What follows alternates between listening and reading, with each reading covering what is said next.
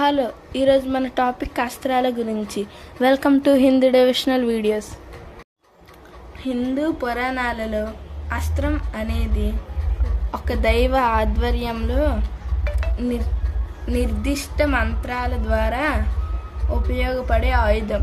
శాస్త్రాల ఖడ్గాలు లేదా గదల వంటి భౌతిక ఆయుధాలు వలె కాకుండా అస్త్రాలను తరచుగా ఒక వస్తువుపై, సాధారణంగా బాణంపై ఉపయోగించి దానికి దైవిక శక్తిని ప్రసాదిస్తారు. పరమ అస్త్రాలు త్రిమూర్తులు హిందూ దేవతలు ముగ్గురు ప్రధాన దేవతలతో సంబంధం ఉన్న ఈ ఆయుధాలు అత్యంత శక్తివంతమైనవి. మొదటిగా పశుపతాస్త్రం. శివుడు సృష్టిలో ఇది ఒకటి. మొత్తాన్ని నాశనం చేయగల అత్యంత విధ్వంసకర ఆయుధాలలో ఇది ఒకటి. దీనిని మనస్సు, కళ్ళు లేదా మాటల ద్వారా ప్రయోగించవచ్చు. రెండవ అస్త్రం నారాయణ అస్త్రం. విష్ణువు ఇది ఒక అజేయమైన ఆయుధం. ఇది ఒకసారి లక్షలాది బాణాలను ప్రయోగిస్తుంది. మీరు చూపించే ప్రతిఘటన పెరిగే కొద్దీ దీని శక్తి పెరుగుతుంది. దీనికి ఉన్న ఏకైక రక్షణ సంపూర్ణ శరణాగతి మాత్రమే. ఇప్పుడు మనం మూడో అస్త్రం గురించి తెలుసుకోబోతున్నాం. బ్రహ్మాస్త్రం. బ్రహ్మదేవునిది అత్యంత భయంకరమైనది ఈ అస్త్రం. బ్రహ్మదేవుడు ప్రసాదించిన అత్యంత శక్తివంతమైన ఆయుధంగా వర్ణించబడిన ఇది గురి తప్పదు మరియు మొత్తం సైన్యాలను నాశనం చేయగలదు. దీనిని తరచుగా ఆధునిక అణు ఆయుధంతో పోలుస్తారు. ఇప్పుడు మనం నాలుగవ అస్త్రం గురించి తెలుసుకోబోతున్నాం. బ్రహ్మశిర అస్త్రం. బ్రహ్మాస్త్రం యొక్క ఆధునిక 4 తలల రూపం. ఇది 4 రెట్లు ఎక్కువ శక్తివంతమైనదని మరియు బలమైనది. గడ్డి పూసతో సహా ఏ వస్తువులోనైనా దీనిని ప్రవేశపెట్టవచ్చు. అది తాకిన ప్రతి చోట అపరమైన భయాందోళనను, విధ్వంసాన్ని కలిగిస్తుంది. 5వ అస్త్రం బ్రహ్మాండాస్త్రం. బ్రహ్మ సృష్టించిన అత్యంత శక్తివంతమైన మరియు బలమైనది అంతిమ విశ్వ ఆయుధం. ఇది ఇతర దివ్య శక్తి గల ఆయుధాలను నాశనం చేయగలదు లేదా మింగివేయగలదు. ఇది మొత్తం విశ్వాన్ని లేదా దానిలోని 14 లోకాలను నాశనం చేయగలదు.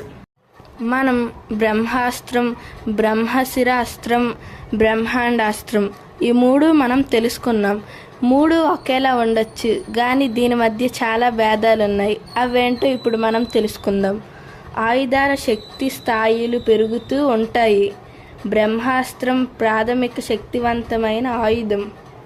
బ్రహ్మశిర అస్త్రం దానికంటే 4 రెట్లు ఎక్కువ శక్తివంతమైనది మరియు బ్రహ్మాండాస్త్రం ఇతర దివ్య ఆయుధాలను నిర్వీర్యం చేయగల అత్యంత శక్తివంతమైన రూపం. బ్రహ్మాస్త్రం యొక్క ఉన్నతమైన చతుర్ముఖ రూపంలో బ్రహ్మశీర్ష అస్త్రాన్ని వర్ణిస్తారు. ఇది దాని కొన వద్ద బ్రహ్మ యొక్క 4 శిరస్సులతో ఆవిర్భవిస్తుంది. మిగిలిన రెండింటికి మూలపాఠంలో ఈ నిర్దిష్ట వివరణ లేదు. బ్రహ్మాస్త్రం తన లక్ష్యాన్ని ఎన్నడూ తప్పదు. సైన్యాలను నాశనం చేస్తుంది మరియు పర్యావరణంపై కూడా ప్రభావం చూపుతుంది. బ్రహ్మశిర అస్త్రం విస్తృతమైన ఆనుషంగిక నష్టాన్ని కలిగిస్తుంది. భూమిని తరతరాలుగా బీడుగా వదిలివేస్తుంది. బ్రహ్మాండాస్త్రానికి ఇతర దివ్య ఆయుధాలను మింగివేయగల లేదా నిర్వీర్యం చేయగల విశిష్టమైన సామర్థ్యం ఉంది. ఇవే ఈ 3 మధ్య భేదాలు. మూల మరియు ప్రకృతి ఆధారిత అస్త్రాలు.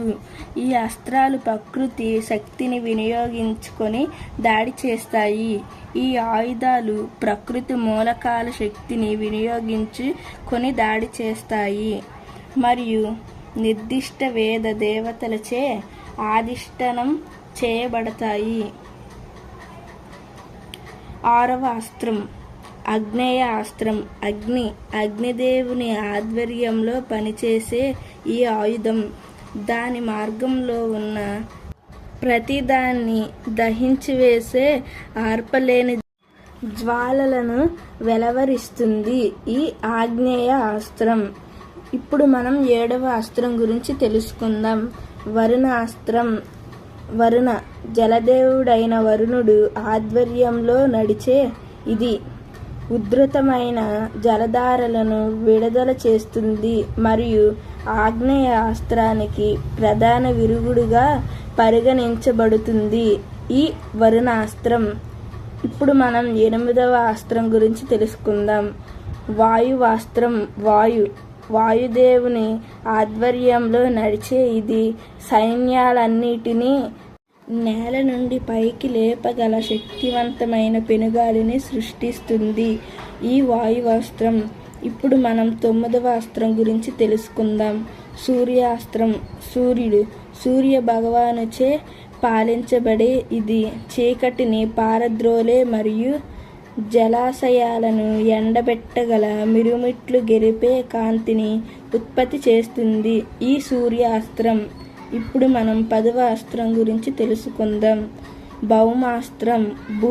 భూదేవి అధిష్టానంగా ఉండే ఈ అస్త్రం భూమిలోకి లోతుగా సొరంగాలను సృష్టించి రత్నాలను ఆవాహన చేయగలదు ఈ భౌమాస్త్రం.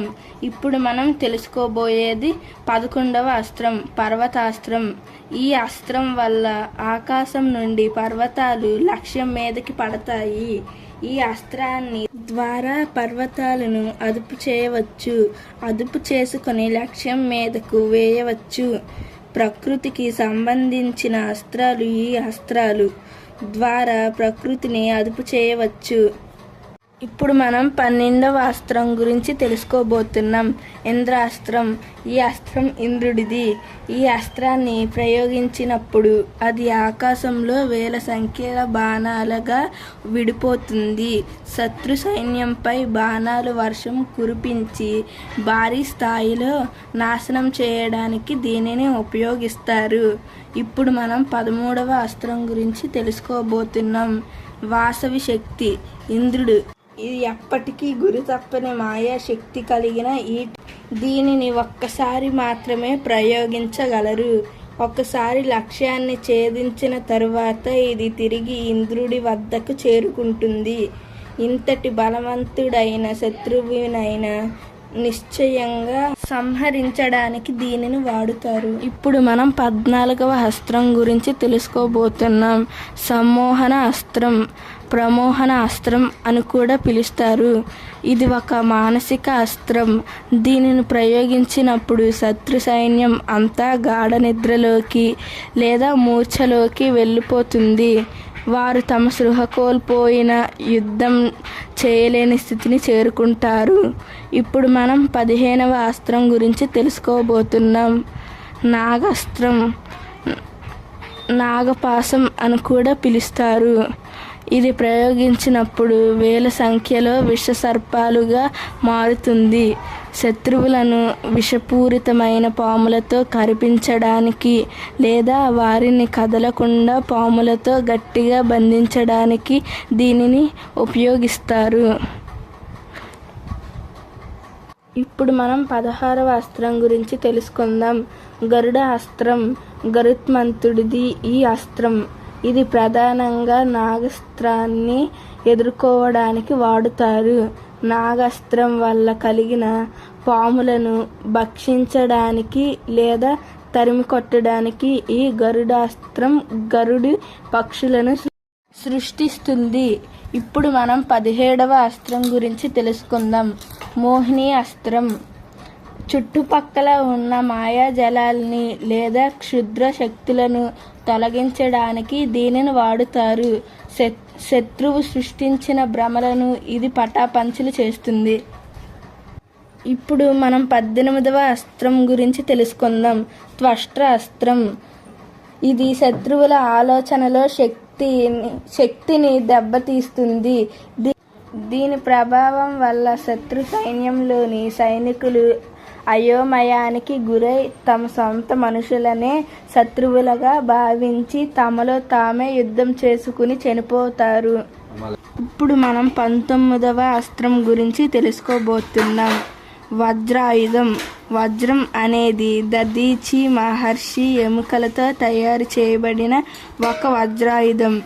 ఇది నాశనం చేయలేని శక్తికి ప్రతీక. దేవతల రాజు అయిన ఇంద్రుడు అత్యంత శక్తివంతుడు మరియు ఈ ఆయుధాన్ని ధరిస్తాడు. ఇప్పుడు మనం 20వ అస్త్రం గురించి తెలుసుకుందాం. త్రిశూలం. త్రిశూలం హిందూ మతంలో అత్యంత శక్తివంతమైన ఆయుధాలలో ఒకటి మరియు శివుని యొక్క ప్రధాన అలంకరణ వస్తువు.